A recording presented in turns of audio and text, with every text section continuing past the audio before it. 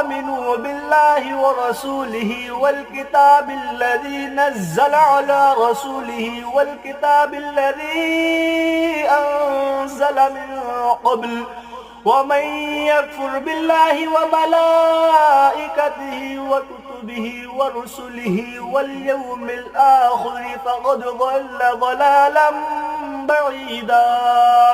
إن الذين آمنوا ثم كفروا ثم آمنوا ثم كفروا ثم ازدادوا كفرا لم يكن الله ليغفر لهم ولا ليهديهم سبيلا.